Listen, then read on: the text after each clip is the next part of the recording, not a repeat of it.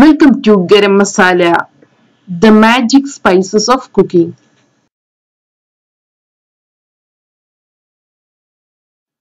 Triangular masala dosha. ഇനി നമുക്ക് triangular masala dosha തയ്യാറാക്കിയെടുക്കാം. ഇതിനു വേണ്ടി ആദ്യം നമുക്ക് ദോശ ബാറ്റർ തയ്യാറാക്കിയെടുക്കണം. ഇതിനു വേണ്ടി ഞാൻ 1 കപ്പ് പച്ചരി, 1/4 കപ്പ് ഉഴുന്ന്, 1/2 ടീസ്പൂൺ ഉലുവ, 1/4 കപ്പ് അവൽ ഇവയാണ് എടുത്തിട്ടുള്ളത്. നമുക്ക് ഉഴുന്ന്, ഉലുവ, അരി ഇവയെ 4 മുതൽ 5 മണിക്കൂർ വരെ കുതിർത്തിയെടുക്കണം. അതിനുശേഷം അവൽ കൂടെ ചേർത്ത് നമുക്ക് ഇതിനെ അരച്ചെടുക്കാം. ഇങ്ങനെ തയ്യാറാക്കി വെച്ചിട്ടുള്ള ബാറ്ററിനെ 6 മുതൽ 8 മണിക്കൂർ വരെ ഫെർമെന്റ് ചെയ്യാൻ വെക്കണം. ഓവർനൈറ്റ് വെച്ചാലും മതി. ഇങ്ങനെ തയ്യാറാക്കി എടുത്തിട്ടുള്ള ബാറ്ററാണിത്. ആവശ്യത്തിന് ഉപ്പ് ചേർത്ത് നമുക്കിതിനെ നന്നായി മിക്സ് ചെയ്തെടുക്കാം. അങ്ങനെ ദോശയ്ക്ക് വേണ്ട ബാറ്റർ തയ്യാറായിട്ടുണ്ട്. ഇനി നമുക്ക് മസാല തയ്യാറാക്കിയെടുക്കാം.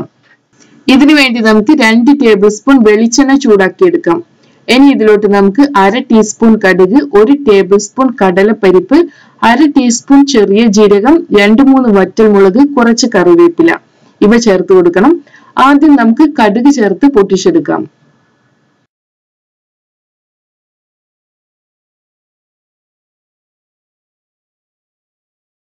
കടുക് പൊട്ടി വരുമ്പോൾ ഇതിലോട്ട് നമുക്ക് കടലപ്പരിപ്പ്, ചെറിയ ജീരകം, വറ്റൽമുളക്, കറിവേപ്പില ഇവയെല്ലാം ചേർത്ത് കൊടുക്കാം. ഇതിനെ നമുക്കൊന്ന് വറുത്തെടുക്കാം. ഇനി ഇതിലോട്ട് നമുക്ക് 1 കപ്പ് ചോപ്പ് ചെയ്ത് വെച്ചിട്ടുള്ള സവാള, 1 ടേബിൾ സ്പൂൺ വീതം ക്രഷ് ചെയ്ത് വെച്ചിട്ടുള്ള ഇഞ്ചി, വെളുത്തുള്ളി, ചോപ്പ് ചെയ്ത് വെച്ചിട്ടുള്ള 3 പച്ചമുളക് ഇവ ചേർത്ത് കൊടുക്കണം.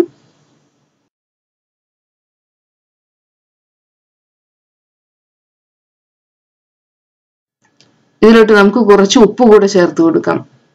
ഇതിനെ നമുക്ക് നന്നായി വഴറ്റിയെടുക്കാം. ഈ സവാള ഒന്ന് സോഫ്റ്റ് ആയി വരണം. ഞാനിവിടെ സിമ്പിൾ മസാലയാണ് തയ്യാറാക്കിയെടുക്കുന്നത്. നമ്മുടെ സവാള വഴന്നു വന്നിട്ടുണ്ട്. ഇനി ഇതിലോട്ട് നമുക്ക് പൊട്ടാറ്റോ ചേർത്ത് കൊടുക്കാം. 2 വലിയ പൊട്ടാറ്റോയാണ് ഞാനിവിടെ എടുത്തിട്ടുള്ളത്. ഇതിനെ ഉപ്പ് ചേർക്കാതെ വേവിച്ചെടുക്കണം.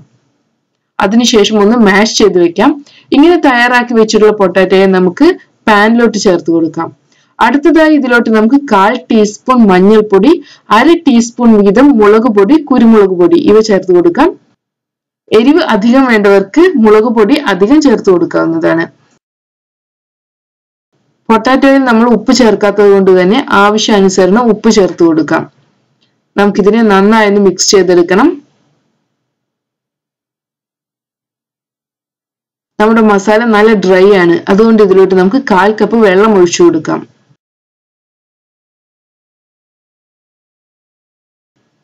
നന്നായി ഒന്നുകൂടെ മിക്സ് ചെയ്തെടുക്കാം. ഇനി ഇതിനെ ഒന്ന് തിളപ്പിച്ചെടുക്കണം. ഇപ്പൊ നമ്മുടെ മസാല ഡ്രൈ ആയി വന്നിട്ടുണ്ട്. അവസാനമായി ഇതിലോട്ട് നമുക്ക് 1 ടേബിൾ സ്പൂൺ ചോപ്പ് ചെയ്ത് വെച്ചിട്ടുള്ള മല്ലിയില കൂടെ ചേർക്കണം. നന്നായി ഒന്ന് മിക്സ് ചെയ്തതിനു ശേഷം നമുക്ക് ഫ്ലെയിം ഓഫ് ചെയ്യാം. അങ്ങനെ നമ്മുടെ മസാല തയ്യാറായിട്ടുണ്ട്. ഇനി നമുക്ക് ദോശ തയ്യാറാക്കിയെടുക്കാം. തിൻ ദോശയാണ് തയ്യാറാക്കിയെടുക്കേണ്ടത്. നമ്മുടെ പാൻ നല്ലവണ്ണം ചൂടായി വന്നിട്ടുണ്ട്. ഇതിലോട്ട് കുറച്ച് വെള്ളം ഒഴിച്ച് നമുക്ക് ഇതിന്റെ ചൂടൊന്ന് അഡ്ജസ്റ്റ് ചെയ്തെടുക്കാം. ഒരു ടിഷ്യൂ ഉപയോഗിച്ച് ഇതിനെ ഒന്ന് തുടച്ചെടുക്കാം. ഇനി നമുക്ക് ഒരു തവി ബാറ്റർ എടുക്കാം. ഇതിനെ ചൂടായ പാനിലോട്ട് ഒഴിച്ചു കൊടുക്കണം. ഇതിനെ കനം കുറച്ച് പരത്തിയെടുക്കണം.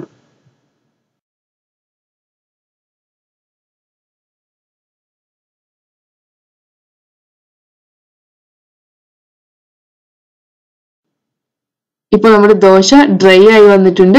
ഈ ദോശയുടെ മുകളിലും സൈഡിലുമായി നമുക്ക് 1 ടേബിൾ സ്പൂൺ എണ്ണ ഒഴിച്ചു കൊടുക്കാം. വെളിച്ചെണ്ണ ഉപയോഗിക്കുന്നതാണ് ഏറ്റവും നല്ലത്. നമ്മുടെ ദോശ ഒന്ന് ക്രിസ്പി ആയി വരട്ടെ. ഇപ്പോൾ നമ്മുടെ ദോശ ക്രിസ്പി ആയി വന്നിട്ടുണ്ട്. ഇതിന്റെ മുകളിലായി നമുക്ക് 3-4 ടേബിൾ സ്പൂൺ മസാല വെച്ചു കൊടുക്കാം. ഇതിനെ നമുക്ക് ട്രയാങ്കിൾ ഷേപ്പിലോട്ട് മാറ്റാം. ഇതുപോലെയാണ് മടക്കിയെടുക്കേണ്ടത്.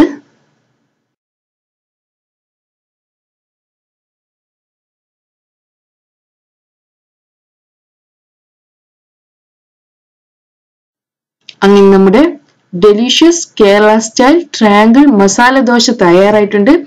നമുക്കിതിനെ കോക്കനട്ട് ചട്നി, സാമ്പാർ ഇവയുടെ കൂടെയെല്ലാം ചൂടോടുകൂടെ സെർവ് ചെയ്യാം.